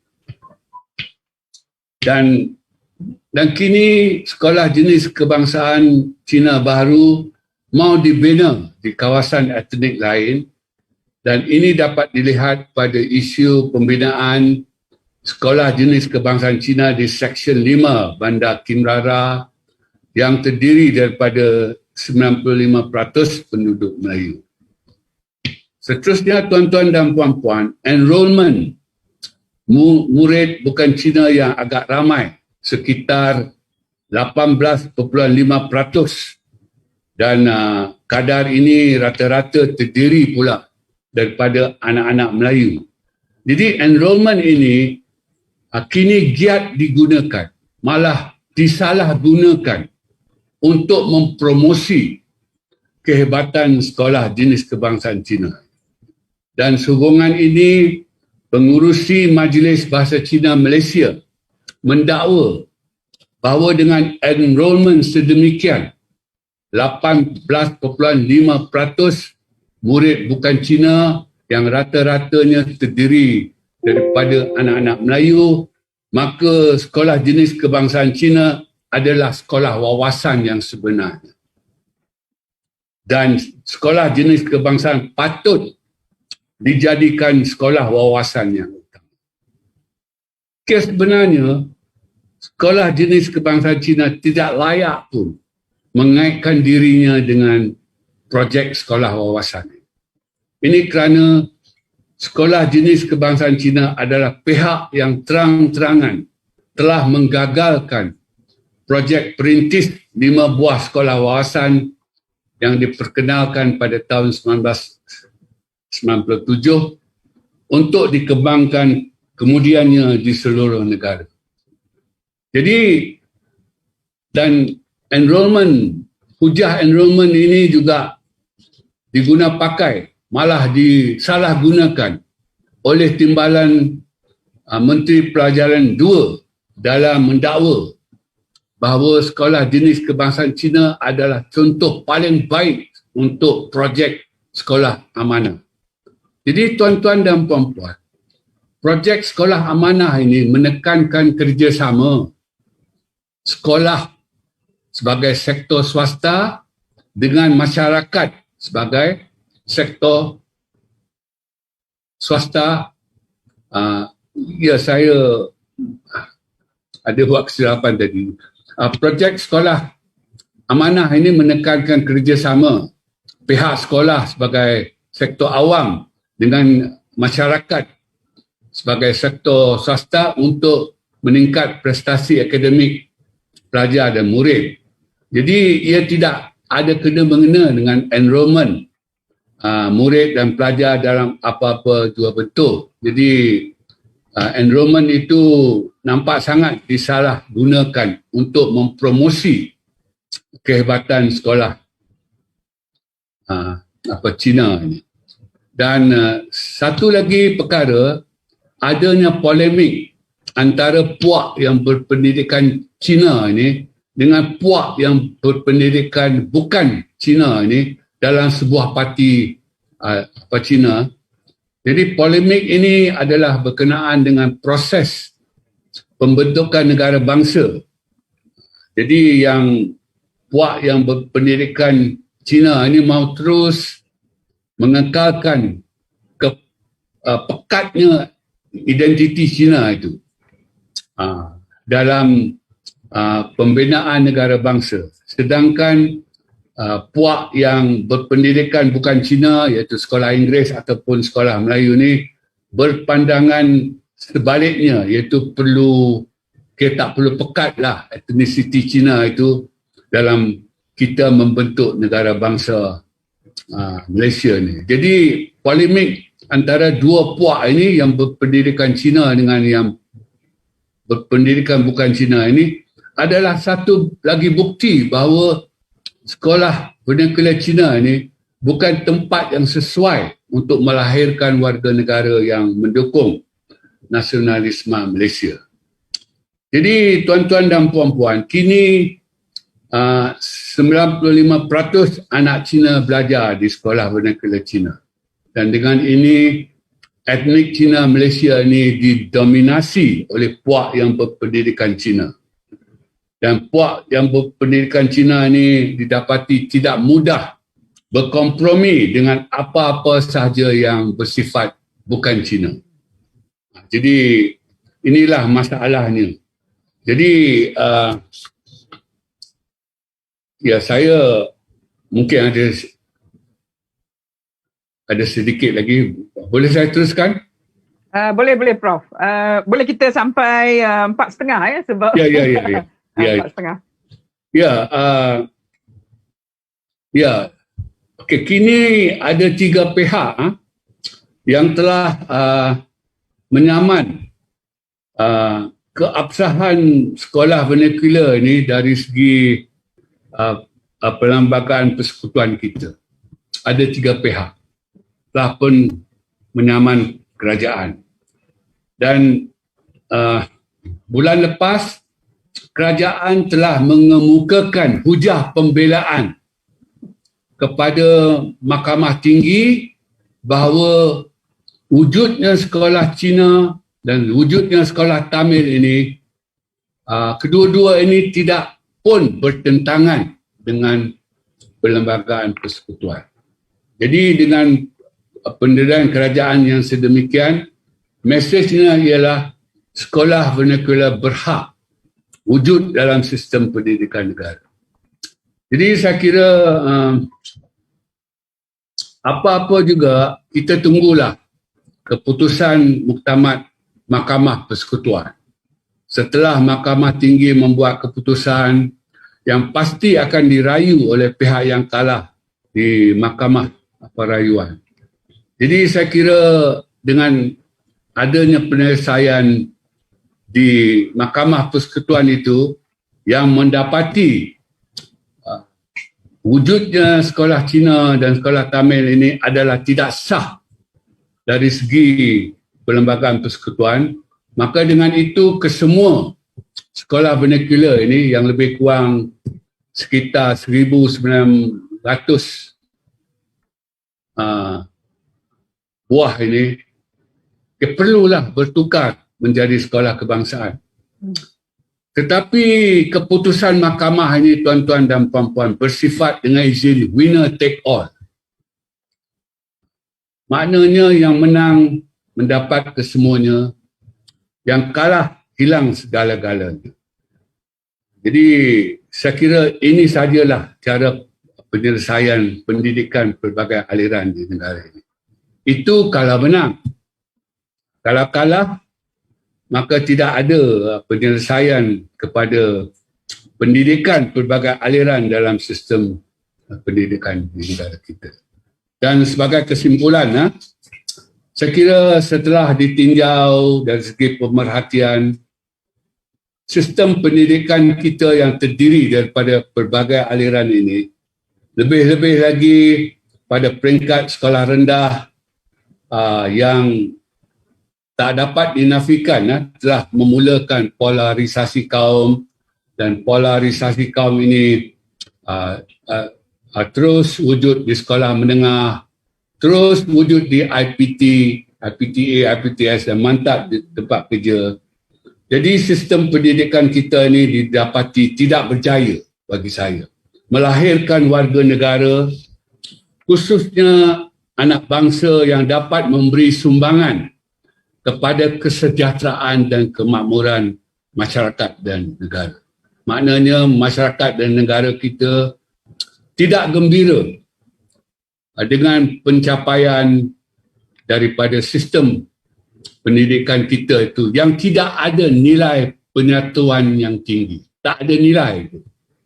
Jadi saya kira kita dan masyarakat dan negara juga tidak dapat melihat matlamat sistem pendidikan kita untuk menghasilkan anak bangsa yang bersatu padu. Mengapa? Kerana sistem pelbagai aliran ini tidak ada nilai penyatuan yang tinggi. Malah tidak ada langsung nilai penyatuan. Sekian, terima kasih. Okey, terima kasih Prof. Ahmad, betul-betul orang kata memberikan maklumat yang cukup kaya lah. Maknanya mengenai sistem kesan sistem aliran ni kepada sistem pendidikan negara dan juga penyatuan rakyat Malaysia dan integrasi rakyat Malaysia. Okey, terima kasih lagi sekali Prof ya. Untuk perkongsian yang memberi kefahaman yang amat makna bagi perkembangan pendidikan pelbagai aliran di Malaysia. Semoga semua bukan sahaja yang mendengar di sini, kita di sini cakna tentang isu-isu yang dikongsikan dan kini saya membuka ruang untuk mengajukan sebarang pertanyaan dan saya dah kumpulkan di sini daripada chat room ya. Sebanyak lebih kurang 9 soalan ya. Saya ajukan kepada kedua-duanya lah. Mungkin yang pertama ni mungkin sama ada Prof Datuk Seri Awang Sarian nak jawab ke ataupun Prof. Saya akan sebutkan di sini ya. Okay, yang pertama, soalan pertama daripada YouTube daripada Muhammad Azwan. Ada ke tidak kajian melihat penguasaan bahasa Melayu dalam sekolah jenis kebangsaan kerana beliau tidak mendapati sebarang penguasaan yang agak baik. Makna kata penguasaan bahasa adalah sangat rendah sehingga perlu diberikan tumpuan khusus untuk pengukuhan dalam bahasa Malaysia. Jadi apakah cadangan kedua-dua penceramah bagi mengatasi masalah tersebut? Soalan pertama. Baik. Terima kasih. Kajian sudah pasti dibuat. Kementerian Pendidikan sendiri melakukan kajian. Dan berkajian itu memang menunjukkan bahawa taraf penguasaan bahasa Melayu, bahasa kebangsaan dalam kalangan pelajar lepas dan sekolah jenis kebangsaan itu jauh lebih rendah. Dan itu juga asasnya mengapa pihak di SRJK meminta supaya diadakan sukatan pelajaran yang berasingan. Buku teks yang berasingan. Dan ini tidak dapat kita setujui kerana sebagai warga negara Malaysia, kita sekarang beranggapan bahawa semua warga negara Malaysia adalah penutur jati bahasa Melayu. Saya sendiri orang Jawa. Tapi bahasa Melayu adalah bahasa jati saya. Jadi tidak ada warga negara yang boleh menolak bahawa bahasa itu sebagai bahasa jati mereka. Mereka sebagai penutur jati bahasa Melayu. Ini berbeza dengan keadaan kalau orang datang dari negara asing. Ini sudah sejak merdeka, sudah turun-temurun. Saya kira sahabat saya, Datuk Tio sendiri pernah buat kajian secara khusus dalam kalangan peserta PLKN dulu kan. Iaitu berapa ratus lebih dapatan Dr. Tio menunjukkan ada yang tidak sama sekali mampu untuk faham, untuk bercakap atau lagi untuk menulis dalam bahasa kebangsaan. Dan ini tentulah keadaan yang sangat berkecitakan. Sudah lebih 60 tahun kita merdeka. Penyelesaiannya tidak lain tidak bukan melainkan melalui satu sistem aliran perdana kebangsaan. Dan sementara proses ini berlangsung, perubahan kepada penyusutan, pengurangan dan akhirnya pemansuhan sekolah jenis kebangsaan, maka tidak perlu ada silabus sukatan pelajaran yang berbeza. Saya terus mengingatkan dengan pertanyaan salah seorang tadi, Saudara Syafiq Yap. Mengapakah terjadi demikian? Adakah kerana bahasa pengantar utama dalam mata pelajaran lain itu bukan bahasa Melayu? Benar. Inilah pentingnya bahasa merentas kurikulum. Bahasa merentas kurikulum, arti bahasa Melayu digunakan juga dititik beratkan kesempurnaannya, ketepatannya, kemantapannya dalam semua mata pelajaran. Tapi andai kata bahasa Melayu hanya menjadi satu mata pelajaran seperti SRJK, sedangkan mata pelajaran lain disampaikan, diajarkan dalam P dan P itu dalam bahasa lain. Ini tentu mengurangkan peluang murid dan pelajar itu sendiri untuk menggunakan bahasa Melayu sebagai bahasa ilmu, sebagai bahasa yang interaktif. dalam semua bidang ilmu. Jadi ya itu saya kira secara ringkas jawapan saya. Okey, terima kasih Datuk Seri. Soalan kedua, kenapakah tidak digunakan secara undang-undang ini daripada Prof. Rosmani Hashim Akta Pendidikan menurut Gutman, seorang profesor politik di Princeton University mungkin adakah pemerintah perlu melakukan sesuatu tindakan yang drastik demi kebaikan jangka masa panjang Okey, saya ajukan kepada salah seorang daripada saya minta Datuk Tio dulu. Saya ada juga pandangan insya-Allah. Pandangan okey. Datuk Tio dulu. Ya, saya kira kerajaan kita yang terdiri daripada parti-parti politik tertentu dahulu sampai sekarang tidak ada keberanian politik untuk melakukan perkara yang benar lah. Maknanya kita lihat saja jiran kita Singapura kan.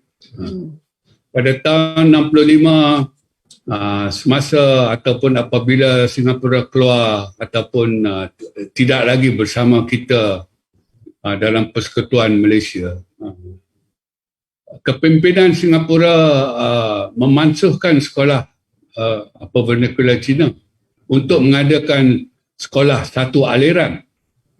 Dan dengan adanya sekolah satu aliran ini, kita sudah tentu ingin meniru Singapura. Maknanya kita masih mengekalkan bahasa ibunda itu sebagai satu mata pelajaran. Barangkali 1-2 mata pelajaran boleh.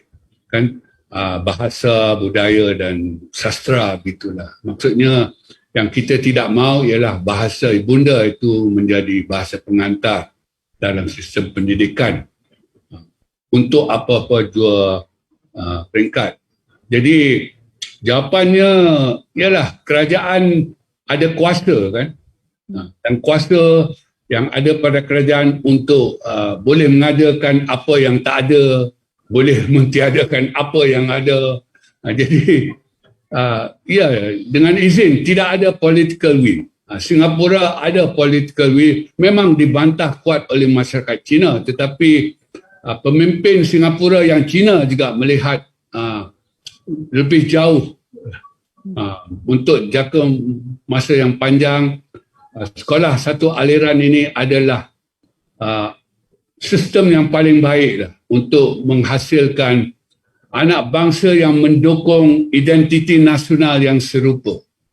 Jadi kita melalui sistem pendidikan yang berbagai-bagai ini, kita dapat lihat identiti nasional anak bangsa kita itu berbagai-bagai, sehingga kan ada yang tidak boleh berbahasa negara langsung. Jadi apa erti kerakyatan yang dipegang? Jadi saya kira sudah sampai masanya kita keluarkan fatwa. Fatwa bahasa. Bahawa sebagai warga negara, seseorang itu wajib mempunyai pengetahuan yang baik terhadap bahasa negaranya dan juga mempunyai penguasaan yang tinggi terhadap bahasa negaranya.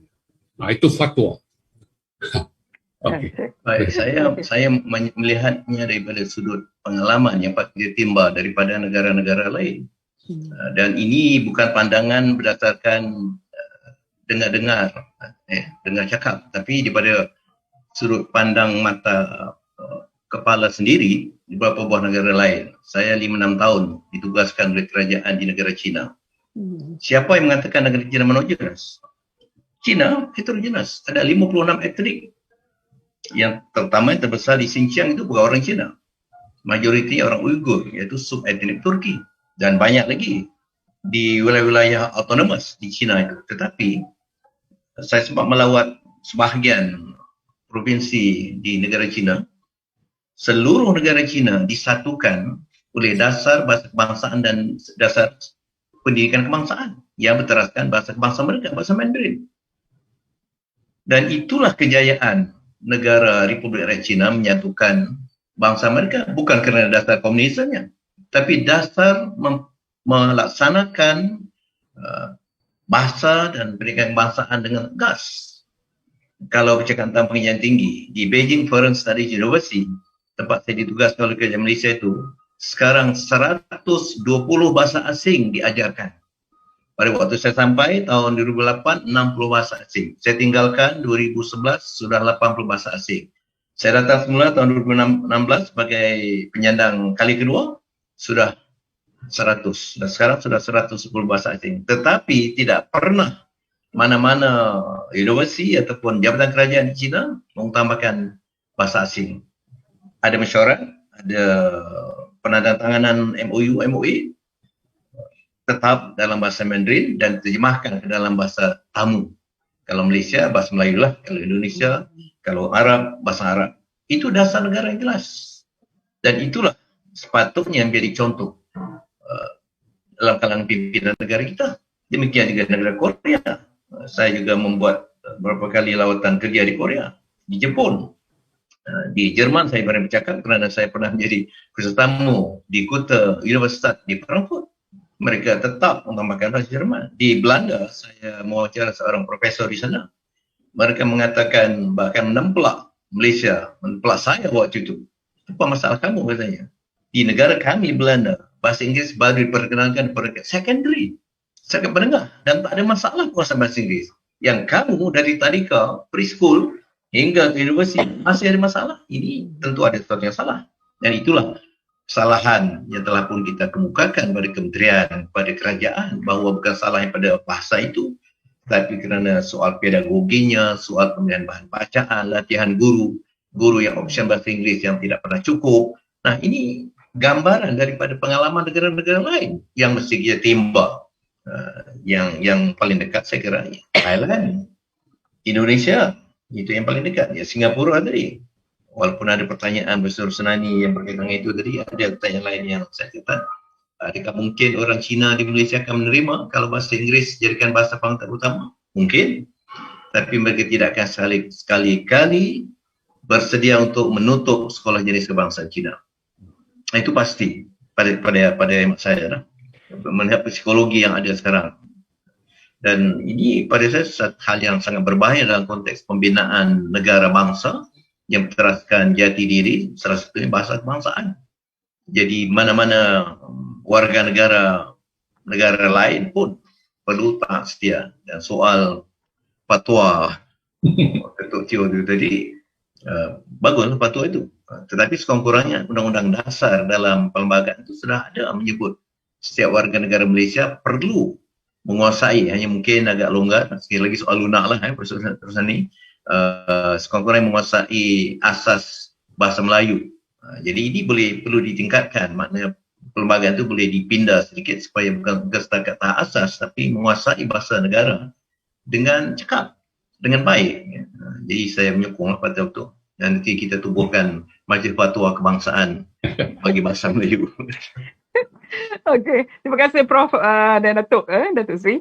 Okey, saya bergerak kepada soalan yang ketiga. Saya rasa Datuk Sri pun dah menjawab beberapa soalan ya, dirangkumkan dalam satu jawapan tadi. Okey, soalan yang ketiga, dalam zaman globalisasi, dunia dianggap sebagai sebuah kampung lah. Maknanya kita mudah bertemu lah ya. Mudah bertemu dengan menyentuh satu kekunci ya, daripada keypad Kemudian disebutkan di sini penguasaan lebih kepada jenis bahasa, lebih daripada maknanya pelbagai bahasa, penguasaan lebih daripada satu bahasa akan mempertingkatkan daya saingan diri dan juga daya saingan diri ya. Jadi maknanya marketability lah ni. Apakah pandangan Prof, kedua Prof lah terhadap isu ini, khususnya bahasa yang bernilai dan main peranan penting dalam pembangunan ekonomi sedunia Ya. Boleh saya menjawab dulu? Ya. Boleh, silakan. Pengalaman saya di negara China.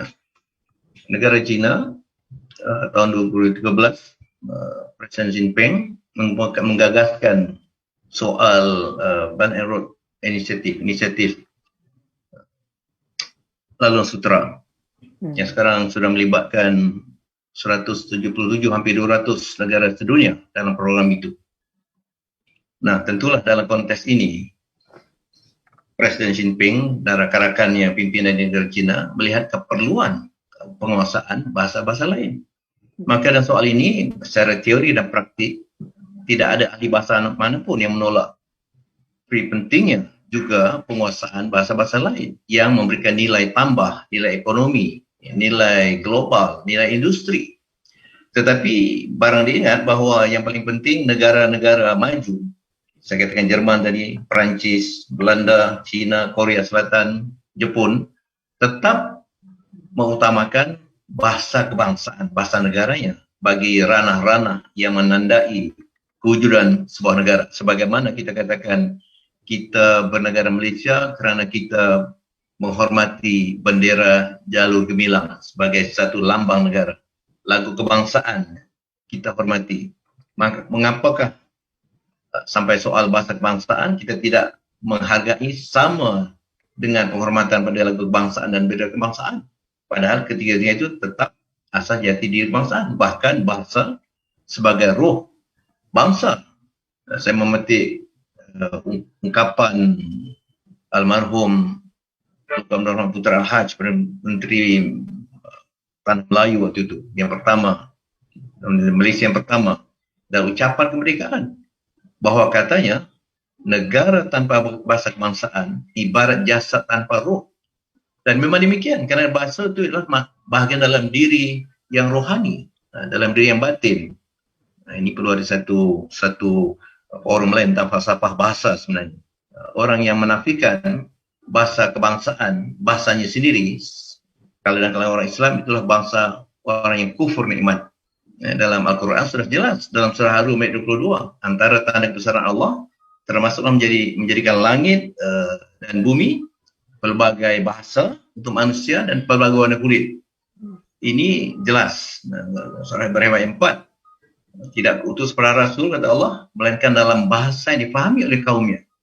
Lihat, dan sejarah juga menunjukkan dalam zaman Abbasiyah, zaman keemasan tradisi ilmu dan tamadun tinggi Islam, orang Barat mengambil ilmu daripada bahasa Arab tetapi dipindahkan ke dalam bahasa masing-masing, baik bahasa Jerman, Perancis, Inggris, Belanda dan sebagainya, kerana mereka faham, orang bukan Islam pun faham kalau mereka mengajarkan ilmu-ilmu itu dalam bahasa Arab, nescaya mereka tidak akan maju.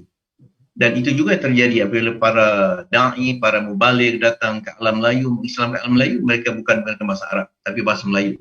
Itu ialah fitrah, sunatullah, seperti yang disebut dalam surah Ibrahim 4 ini tadi. Minta maaf, saya tak mau melanjutkan kuliah Ansar ini, jadi saya berhenti setakat dulu, tapi ambillah tiba daripada negara-negara lain. Prof, Datuk Prof, apa nama ni, Allahuakbar, lupa pula nama saya. Datuk Prof Teo, ada pandangan yang lain nak dikongsikan? Ya, saya ingin menambah saja apa yang dikatakan oleh Prof Datuk Seri Dr. Awang Sarian tadi. Ya, dalam konteks globalisasi ini, kita perlu ada perimbangan yang realistik dan nasionalistik antara bahasa negara dan bahasa antarabangsa. Jadi dalam konteks ini saya kira perimbangan yang realistik sudah tentulah bahasa Inggeris itu adalah bahasa antarabangsa yang paling penting buat masa ini. Dan dari segi perimbangan nasionalistik sudah tentu kita mau melindungi bahasa negara kita. Jadi dalam hal dua bahasa ini bersaing dalam konteks globalisasi ini, saya berpegang kepada bahasa Melayu itu adalah bahasa ilmu. Bahasa Inggeris adalah bahasa sumber ilmu. Jadi kalau kita sudah dapat membezakan dua peranan ini, saya kira ia saling melengkapi, baik untuk kedua-duanya. Maknanya kita belajar bahasa Inggeris betul-betul untuk mahir, dan apabila kita mahir, kita dapat memahami bahasa itu dengan baik, kita dapat memperoleh ilmu yang banyak ditulis dalam bahasa Inggeris, Dan untuk mengungkapkan ilmu itu, kita ungkapkan dalam bahasa Melayu. Jadi perlu sangat-sangatlah kepada perimbangan realistik dan nasionalistik ini. Bahasa Melayu adalah bahasa ilmu, bahasa Inggeris adalah bahasa sumber. Okay. Okey, terima kasih. Baik, saya beranjak kepada yang ini pandangan daripada meja Borhan, Borhan Ismail. Looking at the current situation, vernacular system does not promote inclusive education and also national identity lah. Ya. Dan saya rasa Prof berdua tadi telah pun mengupas dengan begitu panjang lebar mengenai perkara ini dan implikasinya kepada integrasi nasional dan juga identiti rakyat Malaysia yang sebenar. Okey, beranjak kepada Syafiq ni pun saya rasa tadi dah dijawab juga. Kepada soalan kedua Prof Roslani, pada pemikiran pada fikiran panelis, adakah kaum Cina Malaysia masih cenderung sekiranya bahasa Inggeris? Saya rasa ni dah dijawab tadi tak? Dirangkumkan sekali ataupun ada antara panel kita yang nak jawab ni? Bahasa pengantar sebagai seperti sebelum dan selepas awal kemerdekaan dan seperti yang dilakukan oleh Singapura. Saya rasa dah sebut dah tadi ni dengan panjang lebar. Ya, saya beranjak kepada siapa tu? Okey, yang wah, orang buat macam ni kat saya. Astaghfirullahalazim. Oh, ingat saya apa? Sekejap, ada gangguan sikit. Okey, adakah boleh diselesaikan masalah sekolah pelbagai aliran ini dengan penggabungan semua sekolah sebagai sistem kebangsaan? Dengan waktu belajar dipanjangkan sehingga jam 4 petang, iaitu satu sesi di mana sekolah waktu sebelah petang dikhususkan untuk bahasa dan budaya setiap kaum. Adakah SJK dan SMJK atau Pejuang Pendidikan Bahasa Cina akan menerima idea tersebut? Okey, mungkin yang ni perlu dijawab kot rasanya. Ya, saya kira ya. Buat. Ya, dalam hal sekolah satu aliran ini, Cuci buntut. ya, kita setakat ini tak dapat berbincang apa-apa pun dengan bukan Melayu ini. Hanya ada apa-apa perbincangan langsung. Yang penting sekarang saya kira perlu ada dialog lah. Perlu ada dialog. Kita bukan nak menghapuskan bahasa ibunda itu. Bahasa ibunda saya kira pasti ada. Mungkin ditambah dengan budaya etnik itu dalam bahasa ibunda juga dan mungkin sastra. Tetapi tidaklah keseluruhan sistem pendidikan untuk sesuatu peringkat itu dikendalikan dalam bahasa ibunda sepenuhnya. Jadi saya kira saya pernah mencadangkan kita bubar saja 3 jenis sekolah yang ada dalam ada pada peringkat sekolah rendah itu. Dan seperti yang saya sebutkan tadi, pada peringkat sekolah rendah kita ada sekolah kebangsaan, sekolah jenis kebangsaan dan sekolah agama. Maknanya kita leburkan 3 itu, kita ambil amalan-amalan bestari daripada setiap. Dan saya bersetuju waktu persekolahan kita panjangkan sedikit dan sekarang saya kira sekolah yang 2 sesi ini pun sudah tak banyak. Rata-ratanya 1 sesi. Bila 1 sesi maknanya kita boleh panjangkan mula pukul 7.30 pagi sampai 3.30 petang. Yang bahagian pagi sampai tengah hari itu bahagian sekolah rendah. Sekolah kebangsaan. Itu bahagian sekolah kebangsaan.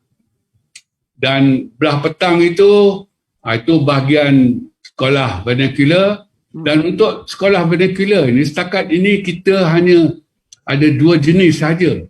Dan untuk masyarakat Cina, walaupun mereka berpuak-puak ada Hokkien Halam dan sebagainya, mereka bersetuju untuk belajar bahasa Mandarin yang bukan pun bahasa ibunda mereka.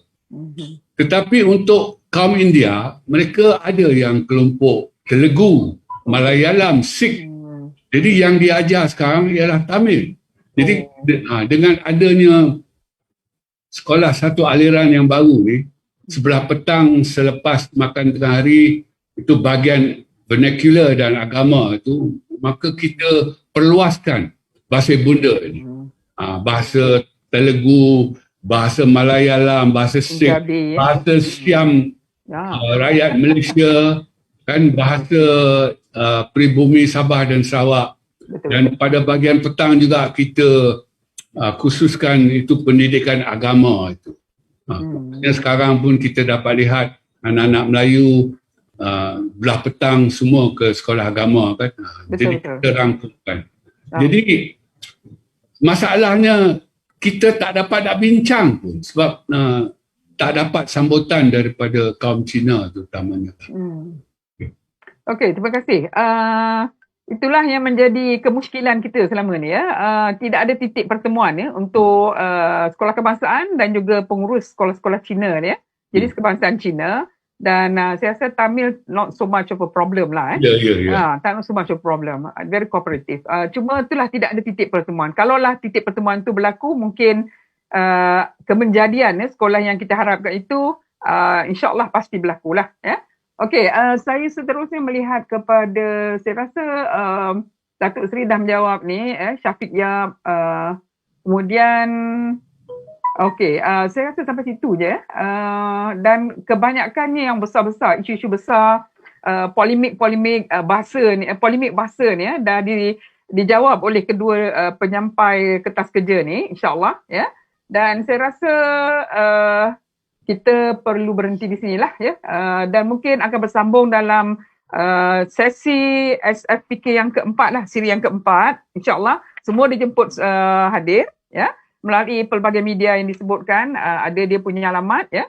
Dan saya ingin mengucapkan ribuan terima kasih kepada Prof. Datuk Seri Awang Tarian dan juga, kalau boleh saya diberi ruang setengah minit saja. Satu lagi. Okey, silakan. Sebagai rumusan, boleh. kira kita berpeganglah pada pemikiran salah seorang pemikir alam Melayu, Profesor Muhammad Yamin dahulu, iaitu hendaklah kita berakar nasional, berakal internasional. Akalnya nasional, akal kita antarabangsa. Jadi begitu kita tidak akan kehilangan tempat dalam zaman global. Tetapi akar dipertahankan, akal dikembangkan. Terima kasih banyak. Okey, terima kasih banyak Datuk Seri, dan juga kalau Datuk Teo, kalau ingin menyampaikan your last word, apa-apa saja yang mungkin boleh merubah keadaan ke, silakan. Saya kira hanya dengan adanya political will, hanya sebab ialah kita telah lihat bagaimana bidang politik itu disalahgunakan, dan bidang politik juga boleh digunakan dengan cara yang baik, kan. Ya. Sebenarnya kita perlu kepada pemimpin yang berani lah. Jujur, Orang negarawan. Betul. Bukan ahli politik. Betul. Okey, sekian, terima kasih, ya. Okey, saya sangat-sangat bersetuju dengan dua pandangan ni, ya. Kita perlu politik yang jujur dan juga maknanya jelas hala tuju, perkembangan bahasa ni untuk masa depan dan juga jati diri, ya, bangsa Malaysia, dan tidak kita seharusnya berpegang teguh kepada perkauman, ya, supaya kita boleh bersatu di masa hadapan dan tidak mempunyai salah faham, tanggapan yang salah tentang satu kaum dan kaum pada kaum yang lain, ya. Okey, terima kasih kepada kedua-dua ahli panel, ya, untuk perkongsian yang sangat memberi kefahaman yang amat mendalam mengenai peranan bahasa dan juga kesannya, kesan lebih banyaklah tadi, bukan setakat sosial, pada ekonomi, tapi juga pada sistem pendidikan itu sendiri dalam pembentukan anak bangsa, ya, sebagai anak bangsa Malaysia, ya. Memberi makna, ya, yang amat mendalam kepada perkembangan pendidikan pelbagai aliran di Malaysia, ya. Okey, saya rasa di situ saja kita bertemu, ya, untuk masa akan datang dan sesi yang keempat, insyaAllah semuanya dijemput hadir, ya. Okey, untuk itu saya sudahi dengan subhanakallahumma bihamdik asyhadu an la ilaha illa anta astaghfiruka wa atubu ilaik.